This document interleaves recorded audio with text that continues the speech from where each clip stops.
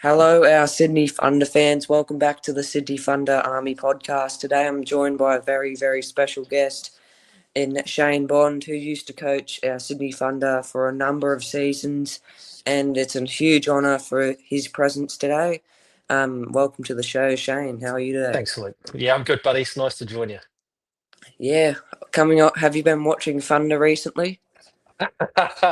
Yeah, I always watch the Thunder, mate. It was obviously a pretty good season last year. This season, not so much. So, yeah, look, I think for me, that whoever you work with, whatever franchise it is around the world, you always take a particular interest in the players who you've got that relationship with.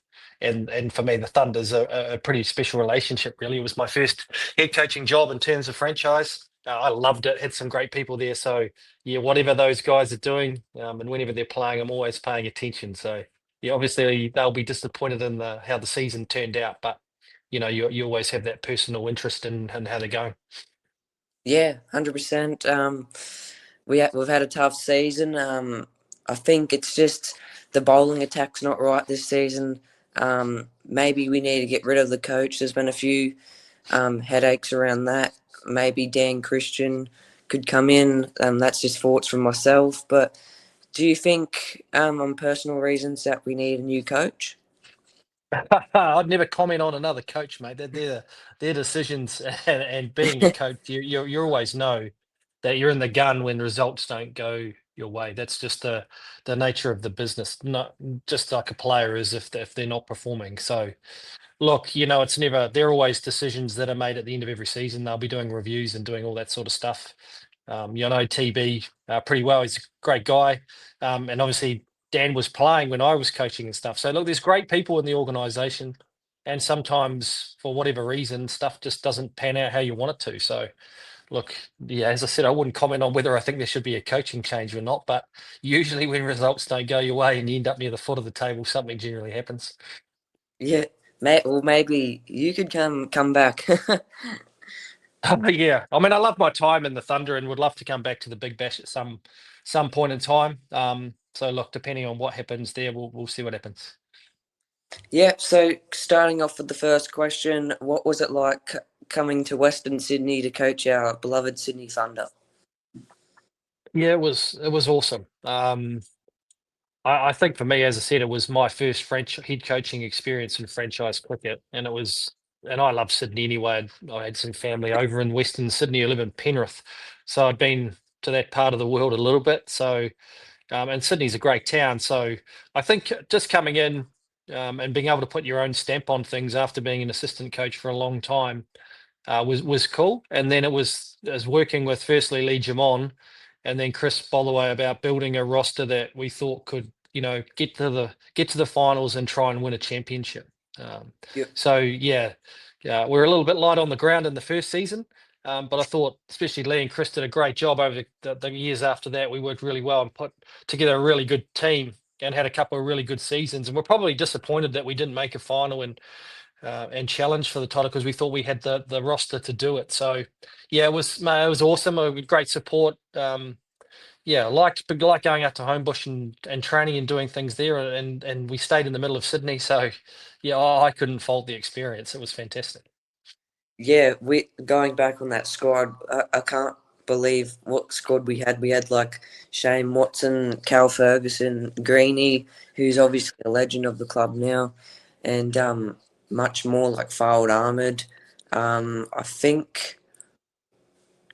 Were you there in 2016 when Carlos Brathwaite was there, or were you a bit later in? Nah, that was after my time, mate. So I suppose my time we brought in Alex Hales, Sam Billings, Adam Milne, Ollie Davies came in. He was in and around that time. Alex Ross, who was excellent. So yeah, we had a really deep, strong squad. I think Ben Cutting, he was another Yep. guy we brought in. So yeah, we had batting that was going down to nine and some really good bowling options. And as I said, especially year three, we had a great season and played some awesome cricket. I think we ended up third, and we probably should end up second. We botched again. But Yeah. yeah, it was a lot of fun because we were a really good side and a bunch of really good guys. And yeah, it was a lot. It was yeah, it was good stuff. Yeah. You were coaching in that COVID season in 2020. How was the bubble life like in Canberra? I think that's where we relocated.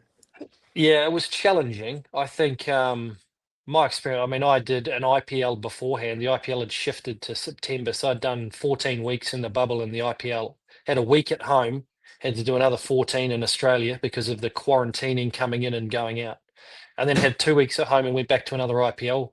So it was an incredibly challenging sort of 9 months. Um, and it wasn't easy. I think back then we could sort of get to a pub across the road. It wasn't super strict, but it was, yeah, it wasn't easy, especially because guys had been living that way for a long time. I suppose that's what made it really important to have a good group of people and have a well connected team, and which we were. So as difficult as it was, my support staff and coaching staff, who had a great group of people, had made it a far more easy, and the boys really got on well. There's a wine club and a golf club, and there's just a really nice atmosphere amongst the team. So I think everybody understood that we were lucky to be working. It wasn't easy at that time, so we just sort of put our head down and got stuck into it, and away we went.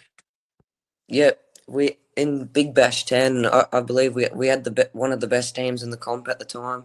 Callum Ferguson at the back end of his career.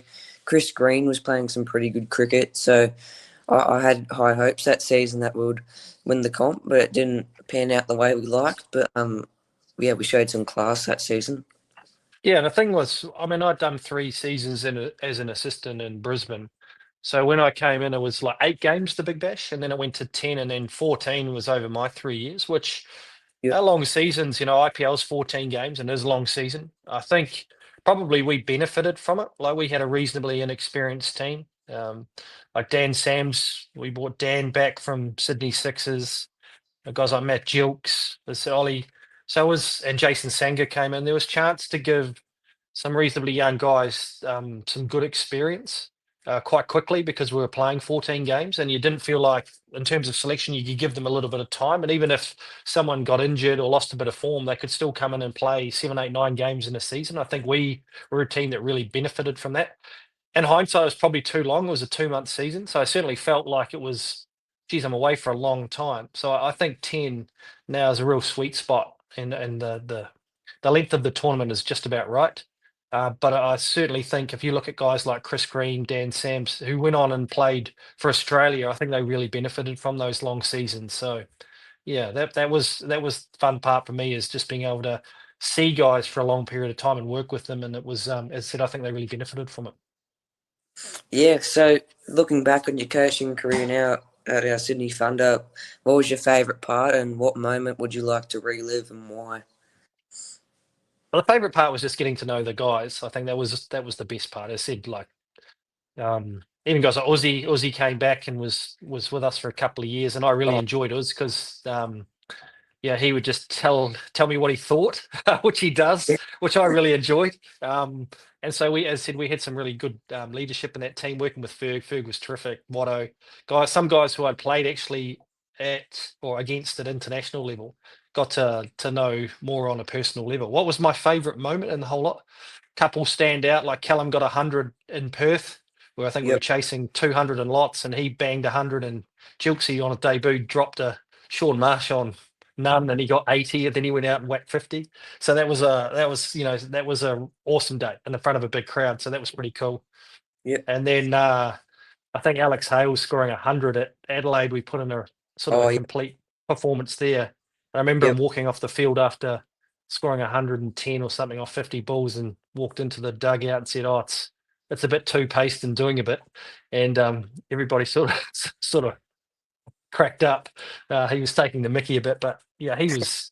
I think one of the highlights with Alex was obviously he was on the outer with England, and yeah, we gave him I knew Alex, and sort of was a chance for him to come back and push his claims for the England team, and he played awesome for the Thunder, and then obviously that springboarded him back into the England team, and he went on and won a World Cup in Australia. So just little things like that you look back on and go, to be perhaps part of that was pretty cool as well. Yeah, going back on that Callum Ferguson 100, that was unbelievable to watch. I was really young back then, really new to watching Thunder, but that moment will stand out for a really long time for us Thunder supporters. Going to Perth, all of those supporters are gangsters, and he just stood out. Really, it was really good to watch. Yeah, it was, mate. It was a hell of a knock. You can sort of see it. Sometimes you can see it sort of unraveling, and you sort of get a sense of what's going on, and something special is going to happen. And that was sort of one of those occasions. And then even little things like Ollie Davies coming in and sort of whacking 40 off not many balls early on in his career, like banging 4 6s and over, whatever he did. Just things like that. Like they're just cool moments when you're a coach. I think that's for me. When you're a player, you have all the nerves and anxieties of having to go out and perform. It's not quite like that as a coach. You're still obviously desperate for your team to do well, but you can sort of sit back a little bit more and enjoy those performances and sharing those performances, particularly of young players coming in and making their mark. So there's heaps of those amongst that team, that time that I had at the Thunder. And yeah, I think the other part of it is because it's 3 hours over the ditch, the family could come over, they could share in it, they could get in the shed, they could meet the guys and really feel like they were connected to the club as well. So, I've got great friends, Sean Bradstreet, Dean McNamara, Muzz the Fizz. Like there's so many good people who I worked with who I'm still connected to and still in touch with, because we had just such a good time. Yeah, that's the good thing about not only our club, like all other BBL teams, all other franchise leagues, you have mates for life technically, and that's the good thing about cricket and sport. You build friendships for life, which is great. Yeah, 100%. I think that's the beauty now of that. I mean, T20, I still love Test cricket, but I've spent, I think it's now 11 seasons in the IPL, coached in different franchises all over the world. And so wherever you go, whatever team you're playing against, there's people who you know and staff who you know pretty well now. And so it's a great network of mates and people who you even, first thing I do in the morning is go on to Crick Info, see who's doing what, scoring what, people who you know, how they're going, checking in. And that's cool when you're well connected within a pretty big community. Yeah, since when you were coaching Chris Green, most of our fans are probably wondering what it was like to coach him personally, and what makes him one of the best players in the Big Bash. It was great. Chris was, obviously a quality player, and it was a real up and down for Chris because I came in and he had played a few years, for the Thunder. He was sort of, well, the prettiest face in the Thunder, no doubt, and he's a good looking man. And then he went through the controversy around his illegal bowling action. So I had to work through that process with him as well, which I know was incredibly challenging for him. And then have him come out on the other side. And I worked with Chris in a league in Canada as well, got him in. What I loved it, and that's what the thing was really stood out about guys like him, just really professional, just prepared well, good people, worked really hard, bought into what we were trying to do, and really supported all their teammates. And that's what made it easy to work with someone like him. You could still push him as a coach, challenge him to do some different things. So that's one of the challenges, but rewarding elements of a coach is trying to take players out of their comfort zone a little bit, get them to see the game a little different, perhaps try a few things that they haven't been prepared to do before, and also support that look, it's okay if it doesn't work or it fails. I think with Greeny, it was more like getting him to try and bowl over the wicket a little bit more early on. Yep. And so you're having conversations like that. But he's a great man, as I said, and he's the heart and soul of a cricket team just because of his personality and his performances. And the Thunder are lucky to have him. Yeah, definitely. He's won a title with us, I think, in his debut season, and he's a pretty face. All the girl fans at our club love him. But yeah, he's a ripping bloke. He's a really good player, and even off the field, he gives it all back to us fans, gives the Yep, stuff when he doesn't have to, and yeah, just an all round great bloke. he is. Yep, no doubt. So, what favourite game would you what favourite game were you a part of? In Big Bash 10 was your favourite for our Thunder? Mate, you're asking me a lot there. I can't. There's so many games. I said there's 40 games. As I said, that those two that I talked about before with Ferg and then with Alex stand Yeah. out. I think, I remember winning up at the Gabba, having been at the Heat. Like, you're right, eh? Sorry. Being up at the Gabba and beating Brisbane up in Brisbane Oh was yes, was cool. To go back to the old haunt and win up there, and that was always challenging. So look, anytime you won, it was good. Yeah, and it wasn't easy. I think one of the real big challenges was always the sixes. I mean, we lost the super over game. I think Chris Morris was playing that year. Actually, I really Yep. enjoyed Chris, and we lost the super over game at the SCG. Probably a game we should have won, but the atmosphere there was chocker. It was an epic game of cricket. Like even sometimes when you're on the wrong side of the result, when it's those sort of games are fantastic for the competition.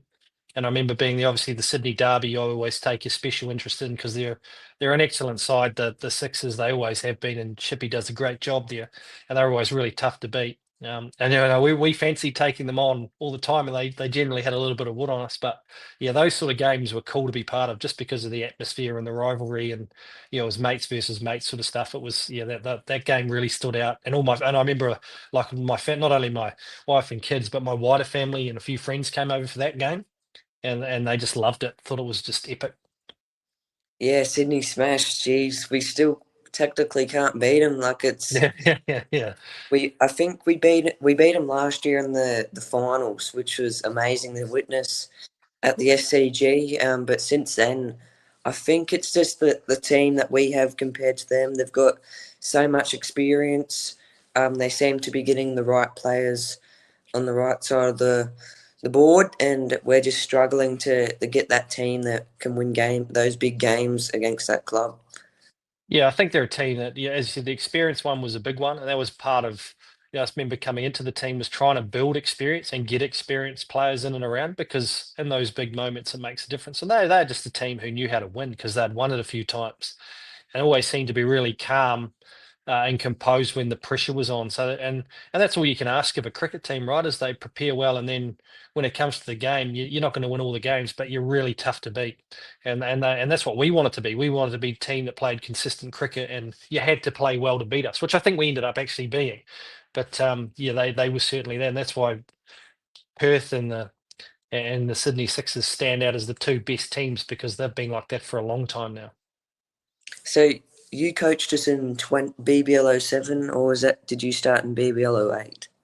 I started, you're asking me another great question. I think it was 17, 18, 19, or something like that, 18, 19, 20, or maybe finished in 21. All I know is my son's in year 13, which is the last year at school now, and I finished up when he was in year 8. So I had done 3 years at the Thunder, was going to come back, had been offered an extension to come back, but he was playing a primary schools tournament actually here at home, and it was one that I played for when I was his age, and he was playing for the same team, and I ended up coming back to coach that team rather than coach the Thunder, because it's just sometimes there was just certain things you didn't want to miss.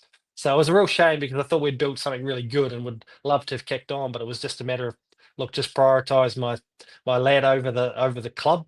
Um, as I said, no regrets in doing that though. No, we'll be glad to have you back. You're an awesome coach for us. I appreciate that, mate. Well, just the way your coaching style was for us, it was not only good for us, like us fans. Like they might not appreciate the coach as much often now, but us fans, us diehard fans, certainly do. Yeah, yeah, try to have that connection with. That's what we talked about a lot, was just the connection with the community and the fans, and being engaged with everyone. And I think the Thunder Nation, everyone, I think the team are really good at that. I think you're also aware that the fans want the team to win, and Yeah, and just want you to turn up and play well. I think they appreciate when they can see the effort that you're trying to put in, and you couldn't fault that from the guys that we had. So that's what, even though you're always disappointed, you walk away from a big bash. There's 7 teams always disappointed at the end of the year. Um, not to have gone to achieve the goal that you want to, and we were certainly like that. But yeah, we certainly gave it our best nudge. We had a good team, and I think that was the biggest thing when especially I think my last season, is we felt like we had a team that could win it, that we were really going to challenge for it. And I think that's the biggest one, is when you feel like you've perhaps just let yourself down a little bit. You just didn't put in the performance that you wanted in one of those knockout games, because the rest of the season we were excellent. We just weren't quite good enough to get across the line. That sometimes just happens. yep. We had some legends at the club at the time, with Joe Root and Joss Butler in 2018. Were you there at that time? I was, yeah. So that was my first season, was bringing Ruti, I think, came in, and Joss. I'd worked with Joss in the Mumbai Indians, so I knew him pretty well. Worked with Ruti in the Ashes because I joined England for the 17 Ashes in Australia, so knew those two guys, still do, really well. So yeah, no, that was the cool thing for us in that first season, was for some of our, we were pretty young batting lineup, to work with guys like those two guys who are just legendary players. Um, and I think, yeah, that's the thing, that over 3 years, a number of players come and go. You're always chopping and changing your squad a little bit. Overseas players are unavailable. You're bringing in players to try and make an impact. And so, very quickly, yes, you've got squads of 16 players, but over 3 years, you might get to know 28, 30 players, with injuries as well. So, Mm. yeah, and so you get on with a whole range of different players, different skill sets and stuff. Tried to connect the local coaches as well, bring them into the team. Always felt like you wanted to pass the team on to someone who was a local to coach the Thunder, or at least feel like people in the community had a pathway to be able to join the Thunder coaching staff. So and feel like that even if they were coaching grade cricket, that they were connected with the Thunder and having an impact with the players. And they were great. Greg Hunt, Dan Rickson came in, guys like that came in and joined the team, and really made an impact. So yeah, all in all, it was just, for me, it was a great time. Just really enjoyed the 3 years, and personally learned a lot as a coach, working with the players, but also just from how to run a campaign, and perhaps how to be a better coach. Yeah, that season we had some pretty big names. I think Joss Butler, Watson, Joe Root, Cal Ferguson. I think we had Chris Jordan in there for a while. Yeah, I think we lost a few players. So like guys like Anton Devcic came in. Oh, yep. Yep. Chris Jordan, I think they were almost like replacement players. We lost those guys halfway through the season. As I said, then Chris Morris we had as an overseas player at a Milne, different times. So we had some really high quality players come in, who made a real impact for us, actually, and gave us confidence, because we knew we had some really good overseas players. Sam Billings, who's obviously, Oh, I yeah. think, got him in, and then he went to the Heat, and now he's come back and he's been a stalwart of the Thunder for a long time. So yeah, look, the competition's excellent. We watch from afar, or I watch from afar. You obviously have our domestic competition here, but it's great to be turning the tally on now with the Big Bash and seeing, 70,000 at the Melbourne Derby, and the Gab is still sold out. There's big crowds at the Sydney Derby as well. So yeah, it's a great competition. It was a fantastic one to be a part of, and as I said, love to be part of it at some time in the future. Yeah, look, it was that team that we had, like, in I think it was Big Bash 9, I think 2019. We had like the best team. We went through the finals. Like, I think we beat the Hurricanes in the eliminator down at Hobart, and then I think we beat someone else. I'm not too sure. It was a long time ago, but Yeah, I I think we beat the Strikers in Adelaide. Yeah, and I think we got it within a game, and I think we lost to the Heat in Canberra, I think it was, or something like that. So yes, yeah, they yeah. just outplayed us on the day. So yeah, we were on a run there, and we're looking at going all the way. Just weren't quite good enough. Or we lost to Melbourne. I can't remember who it was, but yeah, I think we played that Challenger or whatever, that final, a couple of times, and couldn't quite Oh, get yeah. across the line. So it was yeah, that was, as I said, you go in always with high hopes into knockout games, but just didn't quite happen for us. So with the current team we have now, the current there's a trade period going on right now. So what type of players from other teams do you think we need as a club that could get us to a title, win us these big games like the Sydney Smash? Because we've kept some of these players for too long, so I think we need a little bit of a clean out. What type of player would be good for us, do you think? Oh, that's always a tricky one, right? Because I'm not attached to the squad. That's the thing. You're always looking for improvements. They're always the tough decisions. I think. Yeah, look, I'm not. And that you're putting me on the spot here with saying I'd get rid of this guy and bring in this guy. Look, you're just trying to bring in the best possible players you can. Working, and it's slightly different. But when I was coach, it was you could just go out into the market and contract and recontract, and obviously there wasn't a draft or anything like that as well. All I tried to put together was the strongest squad that you could with the best local players that you could, and then to me it was like that's what you do, and try and supplement it with some quality overseas players, which is a challenge when you've got competitions like the SA20 going on, the IL20, T20 Mm, as well. it can make a little bit of pressure in terms of those players. And look, whoever the coach is going to go, "Well, who's off contract and who are we going to let go?" And we're trying to balance it amongst the budget. I know in my last year, I did the conversation with Ferg about letting him go after being such a great player for 3 years. And it was the choice really between, perhaps a Tanvir Sangha and an Ollie Davies, or losing one of those guys with Callum Ferguson, who didn't have a state contract anymore. And we had to sit down with the GM and have a conversation. And I remember it was a tough conversation with Ferg saying, "Look, we just don't have the money, and ultimately you have to make a decision as a management team." And my philosophy was always maybe 1 year early than 1 year late. And it was like, we think this is the future of the team, and it's nothing against you, but these are the decisions you have to make. And that's the thing with coaching you've got to make, and leadership around that is you've got to make tough decisions that impact people that you like, right? In a Yeah, negative way. No, I was never really too worried about Ferg, because he had done a little bit of the commentary on the TV, and he was really good. And I thought, actually, it's probably the best time for you to take a step into that realm and have a shot at that, because it's the perfect timing for you. And so I feel a little bit better about life that I'm still listening to Ferg on the TV and seeing his face, and seeing he's on the radio as well, and he's made a really good fist of the media stuff, because I knew he would be awesome. Such a lovely man, articulate, smart. So, but they're the sort of conversations you're having. And look, if it's TB's the coach, they're not easy. They're not easy because, as I said, you get to know the players really well. You like the players, and you just have to go, well, look, what's in the best interest of the team? I've seen some of the players who are out there in terms of the quality, and you're going, well, is that what I need? I've got to chase it, or have I already got players who are good enough in that role that they're doing?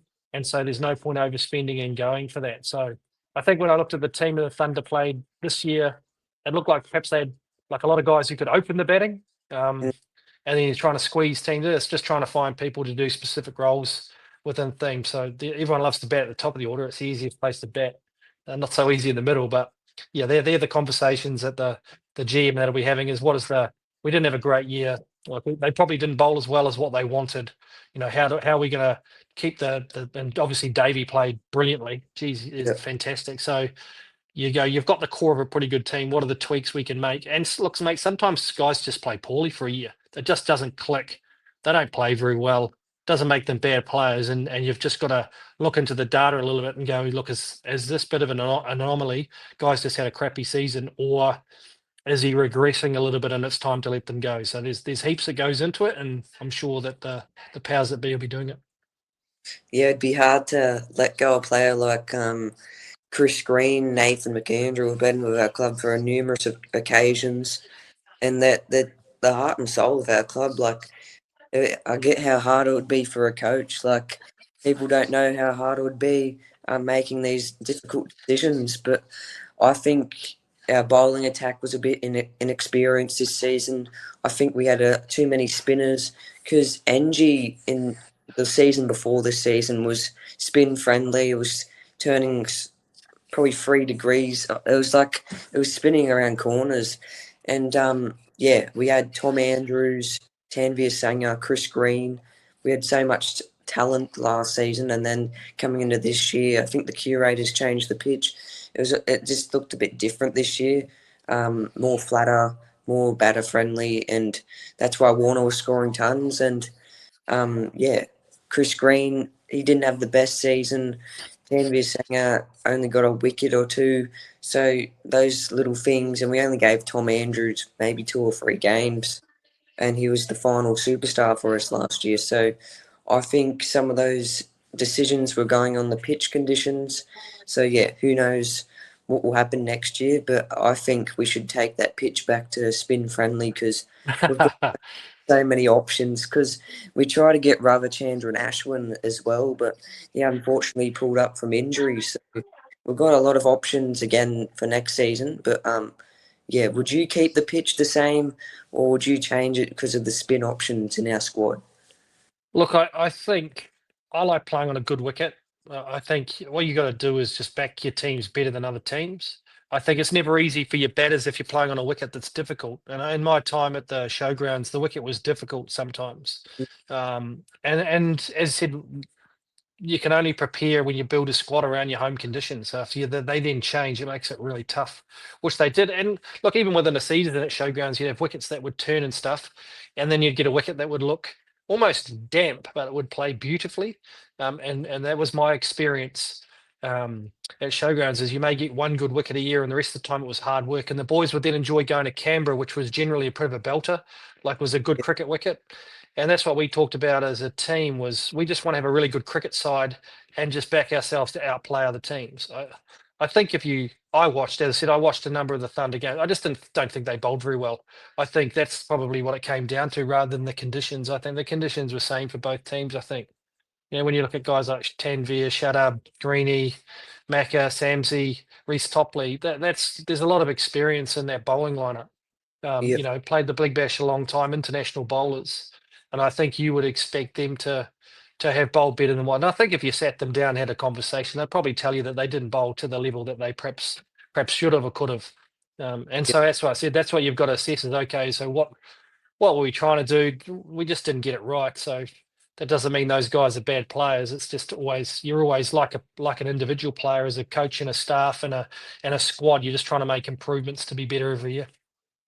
yeah. So you've probably heard of this name from last season, Sam Constas, the young 19-year-old who ramped Jasprit Bumrah, and then coming into the Big Bash this season for us after getting dropped for Jake Wellroyd, I think it was, and coming into that team.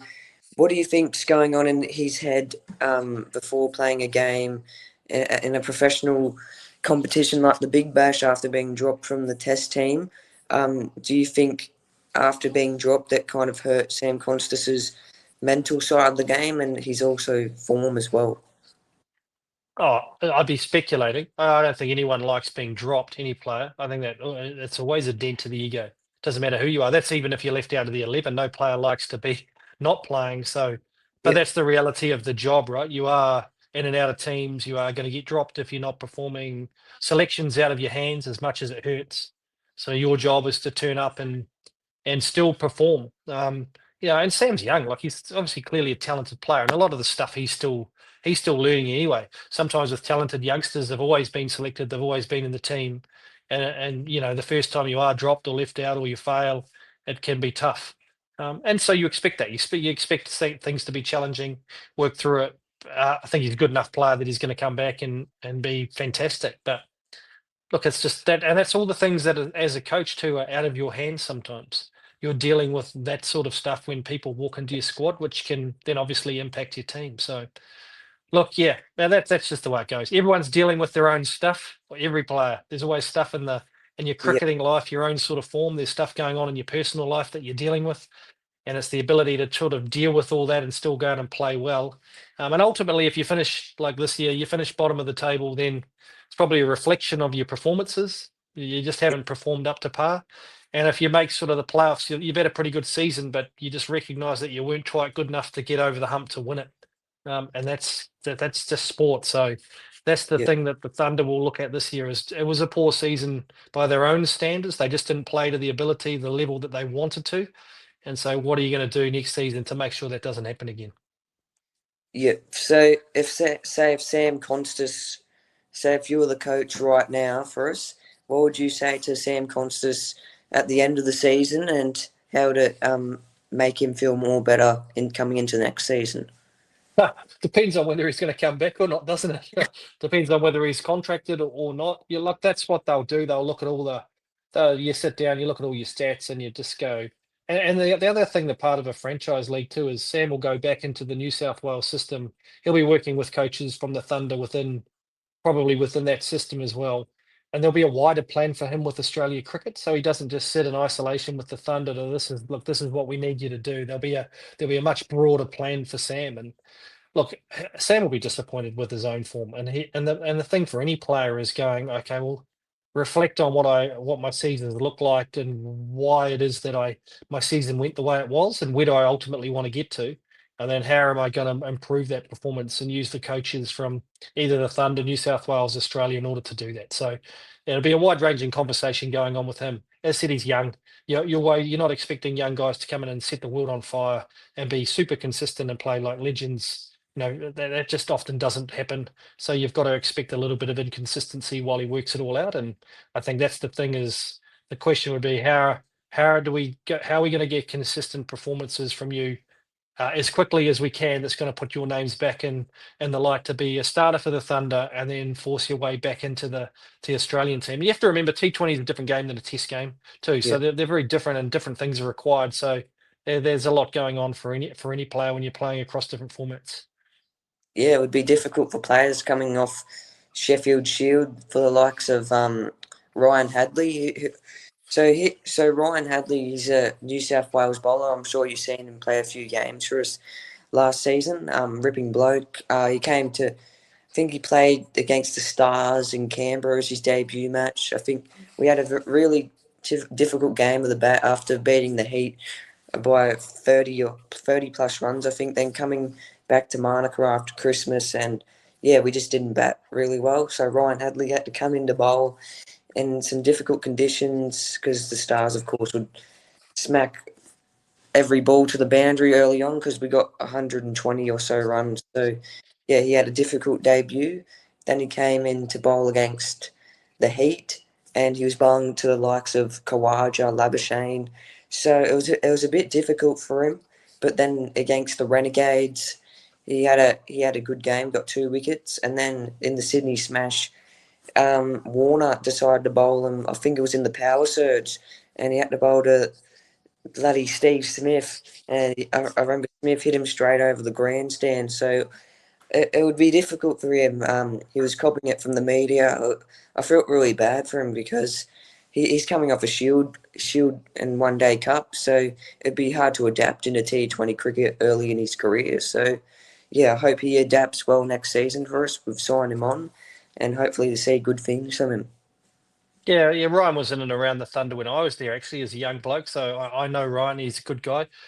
Look, you have to adapt quickly. Sometimes it's just the thing that stands out is all of a sudden you're playing in front of 30,000 rather than playing in front of 3,000. The noise and the hype and around the competition. Obviously, you have overseas players, so the level of the competition goes up. But everybody knows the calendar well in advance, and that's the point of practice, right? You start even if you're playing red ball cricket and one day cricket, you're sort of doing the same sort of thing anyway, right? You're working on your slow balls, your changes of pace, all that sort of stuff. That's your job as a professional to be going, okay, what are the tools I'm going to need coming into that competition? And look, he's got the tools. At the end of the day, it's just you've still got to be able to execute them under pressure. And I think that's as I said, when you look at the season, he wasn't the only one. The boys just didn't quite execute as well as what they could have. So it'll be a great learning experience for Ryan because he's a very good player, and he'll reflect on it and go, geez, it was a bit of a smack in the face when we walked out against those sort of batting lineups and got hit around everywhere. So how am I going to be better next year?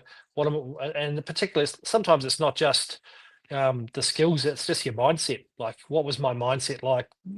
How did I handle the pressure, and how am I going to do some work in that area? So next time I find myself bowling at Steve Smith at the ECG in a power surge, I'm a little bit clearer and calmer and can execute a little bit better. Yeah, so I think the power surge was around at your back end of the career with us at coach. It So was. after 10 overs, how do you go out? Say if we're on 2 for 90 after 10 before 10 overs, how do you go out to your batting lineup and say change it up a bit or just keep going or yeah. We tended to want to, or under in my when I was coach, wanted to leave it as late as we possibly could. Yep. We always felt like if you're playing well and scoring 90 off 10 and knocking around at 8, 9 and over, that why would you change anything? Like just keep playing.